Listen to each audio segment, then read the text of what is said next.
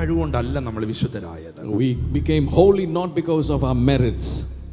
നമ്മളെ ശുദ്ധീകരിച്ചത് വിശുദ്ധ രക്തമാകയാൽ, it's the blood that has made us holy.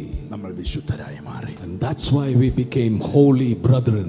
രണ്ട്, നമ്മുടെ കയ്യിലിരിക്കുന്നത് പരിശുദ്ധ വചനമാണ്. But secondly, we hold the holy Bible. ഇത് നമ്മളെ വിശുദ്ധീകരിക്കുന്നു. This word sanctifies us. എഫെസ്യ ലേഖനത്തിൽ പറയുന്നു, in the epistle of Ephesians, അവന്റെ നാമം നമ്മളെ വിശുദ്ധീകരിക്കുന്നു. his name purifies us. നമ്മളെ വിശുദ്ധീകരിക്കുന്ന മൂന്ന് കാര്യങ്ങൾ. The three things that sanctifies us. ഒന്ന്, number one, his blood. രണ്ട്, അവന്റെ വചനം. his word. മൂന്ന്, thirdly, അവന്റെ നാമം. his name sanctifies us. നാല്, നമ്മുടെ ഉള്ളിൽ വസിക്കുന്ന ആത്മാവിന്റെ പേരെന്താണ്? പരിശുദ്ധാത്മാവ്. The Holy Spirit who resides in us sanctifies us. അപ്പോൾ നമ്മൾ വിശുദ്ധരാകാൻ വേണ്ടി ശ്രമിക്കുകയല്ല. We are not striving to become a holy people. നിങ്ങൾ ശ്രമിച്ചാൽ 100% ഞാൻ എഴുതി തരാം, നിങ്ങളെ കൊണ്ട് നടക്കില്ല. And even if we try 100%, we will fail to become holy. പക്ഷേ But ഓരോ ദിവസവും, every day, ഓരോ നിമിഷവും, every moment, I am purchased with the blood of Jesus. ഞാൻ യേശുവിന്റെ രക്തത്താൽ വിലയ്ക്ക് വാങ്ങപ്പെട്ടു. I am purchased by the blood of Jesus. I don't belong to myself. എന്നെ ശുദ്ധീകരിക്കുന്ന വചനം, The word that sanctifies us, എന്നെ ആത്മാവ്, പരിശുദ്ധ ആത്മാവിന്റെ ഉള്ളിലുണ്ട്. the Holy Spirit that sanctifies us resides in me. ഇത് നിങ്ങൾ ചിന്തിക്കാനും വിശ്വസിക്കാനും പറയാനും തുടങ്ങുമ്പോൾ, When we begin to meditate and believe and confess it, നിങ്ങളിൽ നിന്ന് ഫ്രൂട്ട് വരും. there will be fruit from our lives. Hallelujah.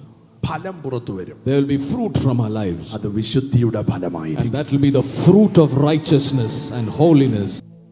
പ്രാർത്ഥിക്കണമെങ്കിൽ അതിനുവേണ്ടി പ്രാർത്ഥിക്കുക. You must pray for the fruit of righteousness. അതിനുവേണ്ടി ദൈവസന്നിധിയിൽ ഇരിക്കുക. And sit in his presence. ഉപവസിക്കാൻ പറ്റുമെങ്കിൽ ഇരിക്കുക. Fast and sit in his presence. നീ ഒരു വിശുദ്ധനായിട്ട് നിനക്ക് തന്നെ മനസ്സിലാകും. You will come out as a righteous man from his presence. വിശുദ്ധമുള്ള തോട്ടുകൾ, ചിന്തകൾ നിങ്ങളുടെ ഉള്ളിൽ വരട്ടെ. And let there be righteous thoughts in our meditation. വിശുദ്ധിയുടെ പ്രവൃത്തികൾ നിന്റെ കയ്യിൽ നിന്ന് വരട്ടെ. Let there be righteous acts from our hands. നീ ഒരു വീട്ടിൽ ചെല്ലുമ്പോൾ അവിടെ വിശുദ്ധിയുടെ സാന്നിധ്യം ഉണ്ടാകട്ടെ. When we enter a house, let there be a presence of holiness.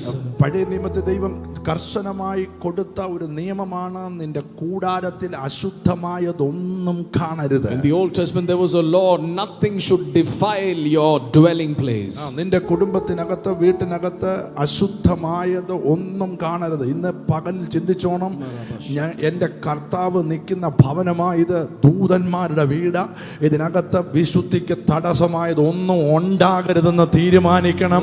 നിന്റെ വീട് വിശുദ്ധിയുടെ വീടാകട്ടെ. കരമടിച്ച് ആമേൻ പറഞ്ഞു. Amen. There should be nothing that defiles our dwelling place, because our dwelling place must be holy to host his presence. അപ്പോൾ നിങ്ങൾ എങ്ങനെ വിശുദ്ധരായി എന്ന് ചോദിച്ചാൽ, how have we become holy?